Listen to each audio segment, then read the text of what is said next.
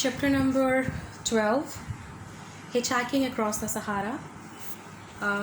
आज के लेसन को हम उस पैराग्राफ के साथ शुरू करेंगे जहाँ से हमने छोड़ा था. The present storm unfortunately was less drastic and lasted for half an hour, but they all had 75 millimeters of sand completely covering them, and it did not need much imagination to understand how party could easily be buried and suffocated. Kidal was the last town on his route before Timbuktu itself, but there was still over 450 kilometers of grim desert to be crossed.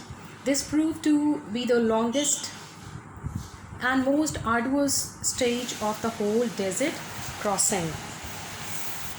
मौजूदा जो तूफ़ान था रेत का वो खुशकिस्मती से निस्बतन कम शदीद था और ये तकरीबन आधा घंटा जो है वो जारी रहा और 75 मिलीमीटर जो रेत है उसने मुकम्मल तौर पर ढांप दिया था चीज़ों को. और कोई भी शख्स बताने की ज़रूरत नहीं है, ख़ुद से ही इमेजिन कर सकता है कि किस कदर जो है ये एक कैसे कह सकते हैं तकलीफ़ दे और किस कदर खौफनाक किस्म का मंजर था. और कोई तमाम इस अगर मज़ीद जारी रहता तो ये हर वो चीज़ जो वहाँ पर मौजूद थी उसको बिल्कुल गायब कर देती. और ये जिस चीज़ के ऊपर कवरिंग कर रही थी उनका डेफिनेटली दम घुटता जाता. ये तो उनकी खुशकिस्मती थी कि तूफ़ान जो है वो कम वक्त के लिए रहा.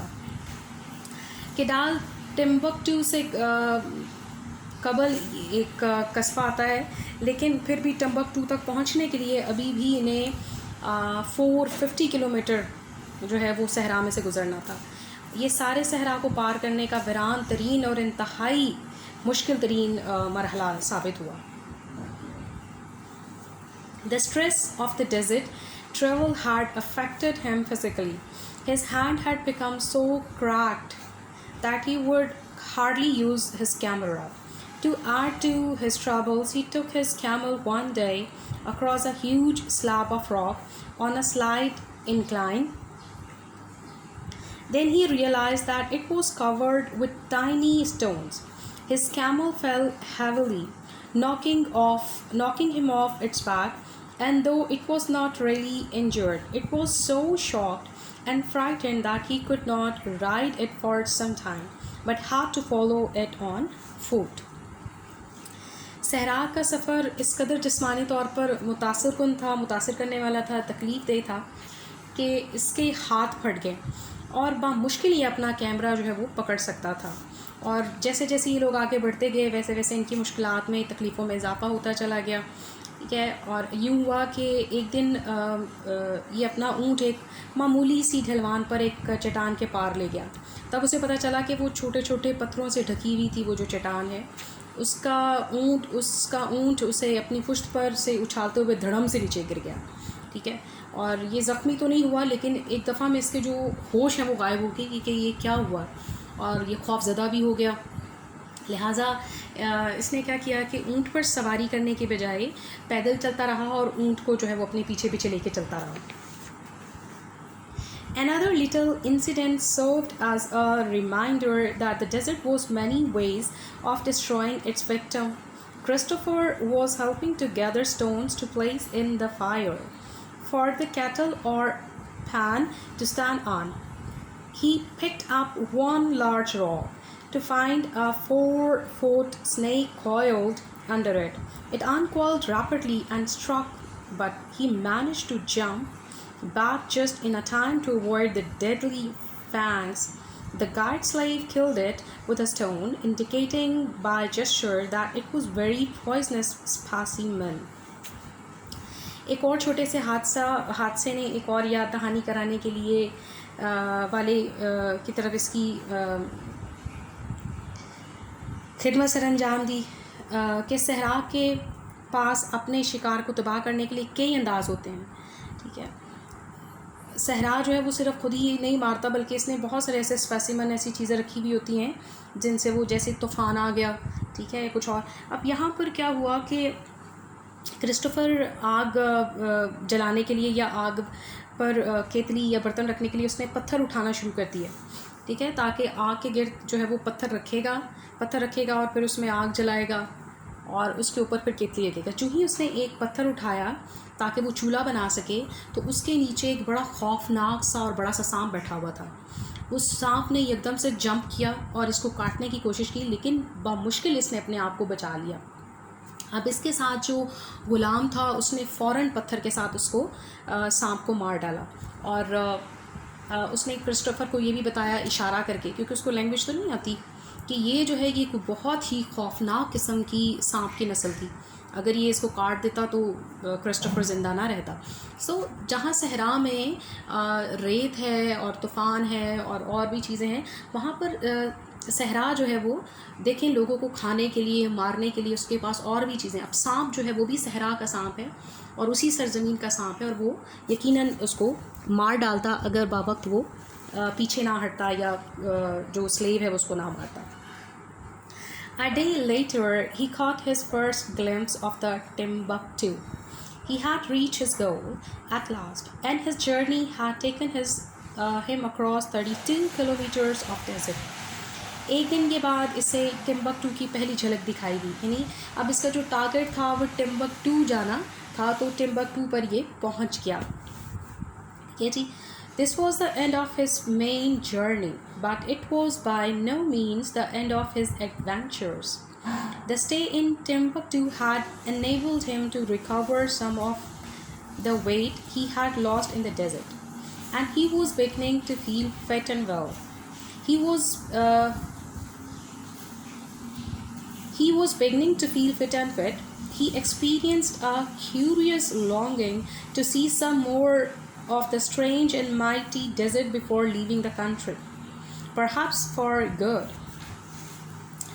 ये इसके बड़े सफ़र का अख्ताम था कि टिम्बकटू पहुंच गया, क्योंकि इसका मेन टारगेट था। लेकिन ये किसी भी तरह से इसकी जो मुहिम थी उनका ख़ात्मा नहीं था, और टिम्बकटू के क़याम के दौरान इसने अपना वज़न बहाल किया। वो वज़न जो इसने गर्मी, भूख और प्यास की वजह से सहरा में काफ़ी कम कर दिया था, और अब ये अपने आप को बहुत तंदुरुस्त, ठीक और बेहतर महसूस कर रहा था। लेकिन दोबारा से इसके अंदर से एक अजीब सी ख्वाहिश, एक अजीब सी जस्तजू उठी कि भाई अपने मुल्क वापस जाने से पहले मुझे सहरा को कुछ और देख लेना चाहिए, कुछ और अजीबोगरीब सी चीज़ें, कुछ और दिलचस्प सी चीज़ें सहरा के बारे में मुझे देखनी चाहिए। A sudden decision was made. He sent a telegram to Professor Claude Bellingrenin in Themorus, and then flew rapidly eastward by plane, partly across the land of thirst and death, across which he had so painfully toiled. From Agadez, he traveled north to meet Bellingrenin, partly in a hired jeep with a French lieutenant, partly by camel. The arrangement was that the professor would drive south in his jeep from Themorus to Well at an Aben Garret, where Christopher would wait for him. And if Christopher had not after all reached it by the appointed day, then Professor would continue south to the primitive road towards Agadez. Okay, अचानक फ़ैसला इसने कर लिया। इसने तेमरस में professor को एक तार भेजा, यानी लेटर भेजा, और फिर तेज़ी से जहाज़ के ज़रिए मशरिक़ की जानिब रवाना हो गया। वो पार्टली यानी जुज़वी तौर पर मौत और प्यास की इस सरज़मीन के ऊपर से गुज़रा, जिसे पार करने के लिए इसने बड़ी तकलीफ़ और मुशक्क़त बर्दाश्त की थी। प्रोफेसर से मिलने के लिए इसे आगेदस से शुमाल की जानब सफ़र किया, और ये सफ़र इसने कुछ सफ़र जो है वो फ्रांसीसी लेफ्टिनेंट के साथ और कुछ जो है वो ऊँट के ज़रिए किया। ठीक है, मंसूबा कुछ इस तरह से था कि प्रोफेसर अपनी जीप में तेमरस से जनूब की तरफ रवाना होकर जो है वो एक कुएं के पास पहुँचेगा, जहाँ क्रिस्टोफर इसके इंतज़ार में होगा। ठीक है, अगर क्रिस्टोफर बहरहाल मुकर्ररा दिन तक ना पहुँचा तो फिर जो प्रोफेसर है वो एगेडस की तरफ जाने वाली जो सड़क है उसकी तरफ सफ़र जारी रखेगा। ये इनका प्लान था। Unfortunately, the caravan with which Christopher was traveling insisted on making a lengthy empty to water their camel at a well. Some distance from the road, the American insisted on getting back to the road again as soon as possible, expressing himself vigorously to the leader by signs, as they could not speak each other's language. But by the time they got back to the road, 2 days had been lost. बदकिस्मती से वो काफ़िला जिसके साथ Christopher सफ़र कर रहा था, सड़क के कुछ फासले पर एक कुएं के पास वो रुकना चाह रहे थे और वो बहुत लंबा चक्कर काट के वहाँ तक पहुँच रहे और उसकी वजह ये थी कि उन्होंने अपने जो कैमल हैं, ऊँट है, उनको पानी पिलाना था। अब ना तो वो क्रिस्टोफर की ज़ुबान समझते हैं और ना क्रिस्टोफर उनकी ज़ुबान समझता है कि वो उन्हें समझा सके कि भाई ये रास्ता लंबा है, इधर को जाने की बजाय इधर जाओ। सो क्रिस्टोफर को उनके साथ साथ ही रहना पड़ा और इस तरह से जो क्रिस्टोफर है वो बेचारा लेट भी हो गया ना।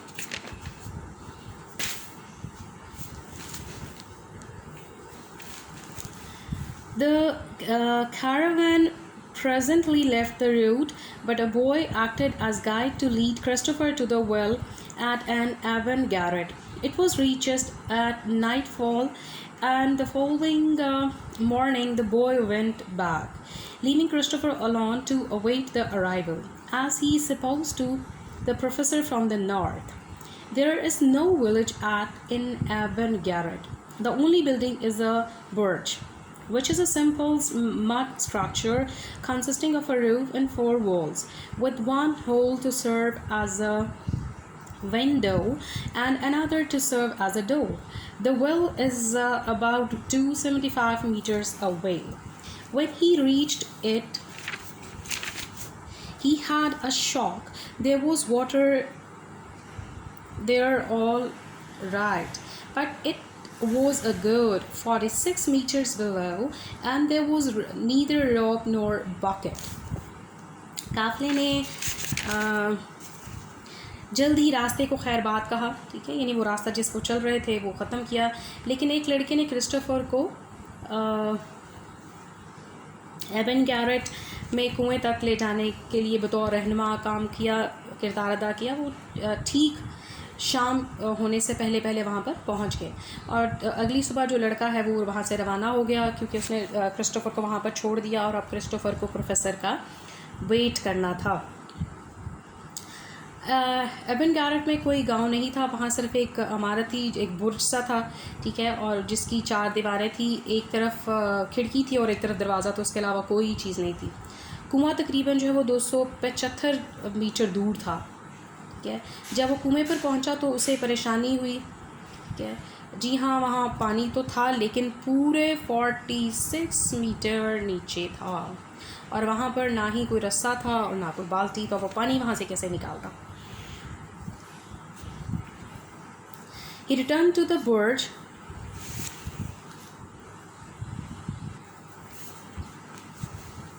He returned to the burj and searched his pack. The only possible container to bring up the water was a small metal teapot with which would carry about half a cupful of liquid at a time if a line was tied to the handle, and the spout plugged up. A line tied to the handle, but where was the line?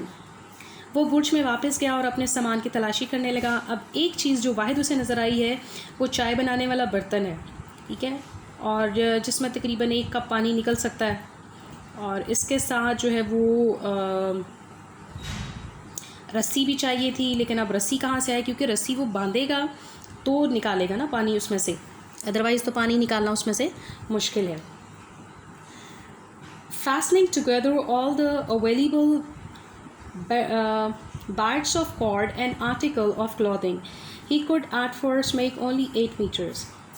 On an inspiration, he tore the turban he was wearing into 4 strips. Still, the teapot reached no more than halfway down the well. What else? His sleeping bag? No, for it was now the winter season, which meant that the nights were bitterly cold, although the days, by normal standards, were still unbearably hot. Without a sleeping bag or blanket, he would freeze to death. That night, he lay in his sleeping bag, picturing himself dying of thirst and hunger if the professor did not arrive in the next day or two. अब इसने क्या किया कि कपड़े की चीज़ों और रस्सी के तमाम जो दस्तयाब टुकड़े थे उन सबको इकट्ठा किया, ठीक है, और वो पहल सिर्फ 8 मीटर की डोरी तैयार कर सका।